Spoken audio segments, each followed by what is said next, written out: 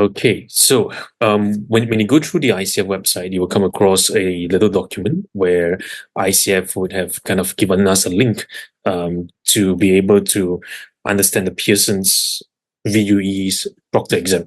So over here, you'll be able to find all the different details, such as the exam centers and all those things. And now they have a very interesting exam tutorial for you. Yeah, genau, that's what I thought. Yeah, what I saw. Yeah. Yeah. So the ACC tutorial looks something like this. So basically, when you enter the exam hall, you're going to see the screen, exactly the same screen like that, and they're just going to tell you these are all the different items. So it's going to be like that. So it's going to be very good for participants or learners who's taking the exam for the first time, because many people, they enter the exam for the first time, they have no idea what it's going to look like. So this will give you a very, very good way and indication of what it's going to look like. So here it's going to say like, oh, welcome to the ICF exam tutorial, and you're going to be familiar with it. There's an exam navigation buttons and all those different details. So what you need to do is just click next, and they'll guide you through, right? So you basically go through all these different tabs with them. So the simple thing is back forth. That's it. It's a back forth. That's a very straightforward one. And navigation bar. So you will see something like this. So for example, if you just skip, you might miss some unseen content, and they'll have a little prompt there. So that's when you have exam prompts. And this is you won't have to worry about this, because you're going to be using their system, unless you're going to use your own computer system. So for centers, they're all using Windows-based device. So what you just got to do is just Control Plus, and you can zoom in and zoom out the size of the screen. Yeah. For the standard size will look something like this. The words are a little bit smaller. So if you feel that the words are too small and you like it for it to be bigger, you just plus and minus at the same time. Okay. Yep. And what they will tell you is that there's this highlight button. You can highlight the text, you can strike through, you can do all this function within the system itself. You can also click on the right hand column, flag for review. Previously, the flag for review is at the bottom, so you can't really see that button very clearly. So this is the button here, flag for review. Previously, it was just right at the bottom, and so many learners, they couldn't find it at all. So they kind of like, oh, I didn't know I could flag a question. And now you have a introduction of a new system of the highlight and the strike through. Previously, there isn't this. So when I took the pilot test as well as some of the tests, there wasn't this function. So you couldn't really kind of highlight. You have to do it on a piece of paper. So now with this additional aid, I think it's going to be useful for participants going in. Yeah. And if you look at this, so strike through basically means, going through the whole thing. So you can just click the strike through button. And color scheme, so you can change this color scheme. So this is going to be helpful for individuals who have color challenges. So you can do black on yellow, black on white, white on yellow, yellow on black, yellow on blue. So it's really up to you, like what colors makes your eyes better. Yeah. Okay. Yeah. I've seen people using this before, the yellow and black, and it could be useful, but to me, I just go back to the same default color. It's going to be easy for me. Yeah. Okay. The best thing. Yeah, just keep it to the original color. It's fine, unless you feel that the words are too difficult to see. You can just toggle back and forth. So here, once you're flagged for review, at the end or before you click the submit button, you'll be able to review all the questions. So now at this review screen, you're able to see what's completed, what's not, and then you review you clicked on review before ending the review. So once you click end review, you're submitting it for the final assessment. So now it's really good. You have a very clear pop-up icon. You can see the review, not review, which is really, really good. In the past, you can't really see that as clearly. So now it's much better. And here you would also see the time remaining at the top right-hand corner. You can also see the progress from page 10 of 26. So you can see, okay, which page am I progressing, right? So you can use the time to give you a check indication of how much time you have left. So the entire exam is 90 minutes long. So you have about like 45 minutes or 40 minutes for the first part, and then 45 minutes for the next part. Okay, like all the exams, you would have do a non-disclosure. So every single test is kept confidential. You're not disclosed in any form to other candidates, and everything must be kept confidential as well. So therefore, when we go through the sample exam questions, we always use what's available from the ICF website, and we have to be careful to not disclose for fairness of testing for the rest of the people. Yeah. Okay. So here you would see this. So the ACC exam consists of 16 knowledge-based items. It's unlike the PCC and MCC, which is a scenario-based item. So ACC is just 16 knowledge-based question. Very, very easy. 4 response, 1 is correct. You will not be penalized for any guessing. So you just got to guess every single answer. Right. So here you would see the ICF says this. They will use the coach, the client, and gender-neutral pronouns, they and them. Okay, so this is going to be a little bit more challenging if you read some of the sentence structure, because you're going to use they and them. Now, the following screens will give you a practice exam. So the next page will give you an indication of how it will look like when you get a prompt like this. So you have the question 1 or item 1. And then they will ask you like, okay, which of the following actions is considered a violation of the ICF Code of Ethics? Maintains confidentiality of client's information, engaging in a romantic relationship with client, continuing professional development, setting clear agreements with client. So it's pretty be straightforward, right? So here, once you click the answer, you go to the next one. Right? So you will not be able to know whether you got it right or wrong. So you just got to click. Here you don't know, but I mean, this question, I think it's the same on the homepage, right? Yeah, it's exactly the same. So whatever that you're doing here is going to be the same as on the website. So there's no added benefit, but you just get you will get a feel of what it looks like. Okay, by clicking this is how it feels like, and all the way through. Yep. Would you like to try this one, or would you like to move to the next part? I just need to make it a bit bigger. I can barely not read it so good.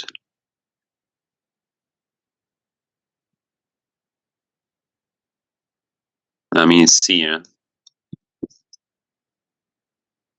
Okay. And can you see it, or is it too small? It's fine. It's okay. I can zoom in a little bit. It's fine. So this is C, yeah. Yep. So that's C, right? This answer is C. Okay. And how about this? After 2 months of a 6 months coaching contract and coaching engagement, the client begins missing appointments and not following through on agreed upon actions. What is the best approach the coach to take? Terminate the coaching agreement immediately, ignore the issue for now, and hope the client gets back on track. Refer the client to a colleague who may be a better fit, or explore with the client whether or not to continue with the coaching.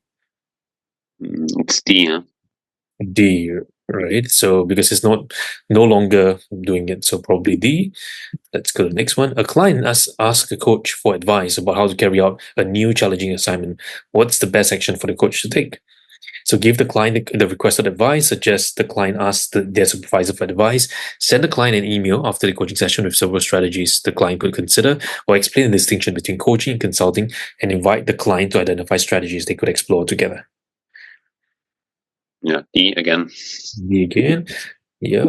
Okay. And question 5. A coach accepts a client who values the coach industry work experience. What is the best action for the coach to take? So to offer the coach advice based on the industry experience, or clarify distinction between coaching and consulting, provide the coach credentials in the industry, or suggest engagement goals for the client based on the coach's industry experience. So B, huh? B, yeah. Okay.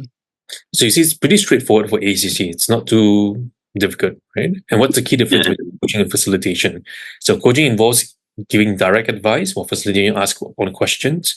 Coaching is primarily for personal development, while facilitation is for professional settings. Coaching is a thought-provoking process and creative process to support a client to meet their full potential, while facilitation is about guiding group discussions. And coaching requires a license to practice, but facilitation does not. Which one do you think is the best? Wait, I have to scroll a little bit that I can read everything.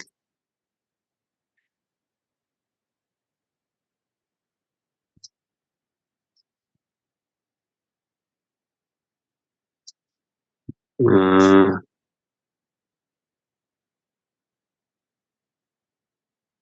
think it's C, huh?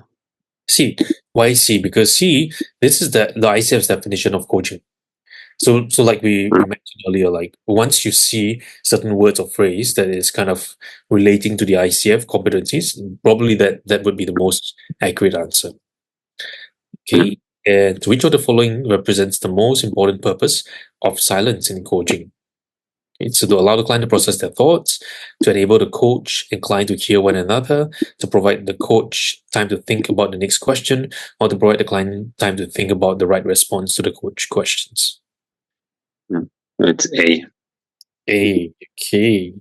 Okay, so it's more for the client. Okay. Then 8. Respecting a client's perceptions is a critical element of which coaching competency? Cultivating trust, listens actively, facilitating clients' growth, establish agreements.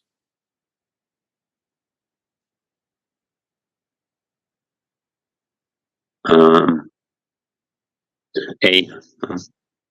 A. Okay, is it A? Okay, and then 9. A coach asks clients permission to coach in a new and sensitive area. What is the purpose of this request? Okay, so A, to allow the client to think through the potential solutions. B, to make the client feel anxious to speed results. Or C, to create a space where coach is able to accept negative feedback. Or D, to create a safe space where the client has choice.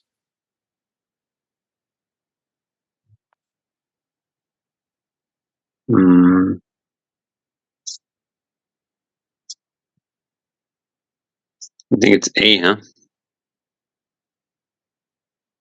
A? Let me see. Yeah. I need to scroll a little bit. Or D, huh? D, yeah, D. So whenever it's into a new and sensitive space area, it's about creating safe space for the client to have choice. Yeah, this is presence, and then you have using metaphors. Okay, which is in which situation is the most useful of situations?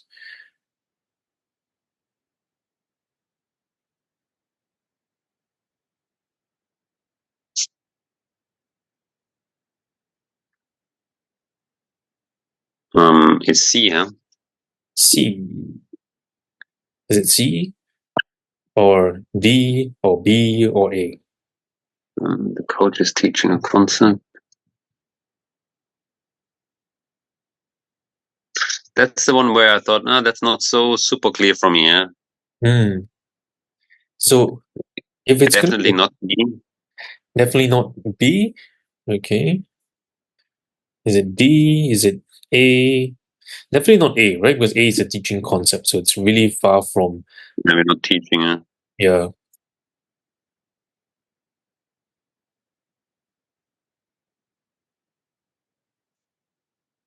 I mean, I would say C. Sounds good. C? Okay. Yeah. So you feel it's C? Okay. So let's take a look and see if we got the wrong answer or the right answer. Okay. So once you reach all the way to the end, they have this 10-minute scheduled break. And once you press 10-minute break, you will not be able to proceed with this. Okay, so this is exactly what you're going to see here. Yeah. Okay. And you see something like this. And once you click next, right, you have the ability to end the exam. Next. Okay. So you can request assistance all the way to the end. Okay, and then you click end exam, just like that. Okay, so you just press an exam. Yes. That's it. So once you end exam, you'll be able to see the answer at the end. Okay. Now, let's take a look at the answers just now. So here, when it's metaphors, it's really seeking clarity and meaning. Okay. So that's the C part. It's definitely not A, not B. Right? Using metaphors as a coaching tools is when the client needs to seek clarity or meaning to kind of make meaning matter for them.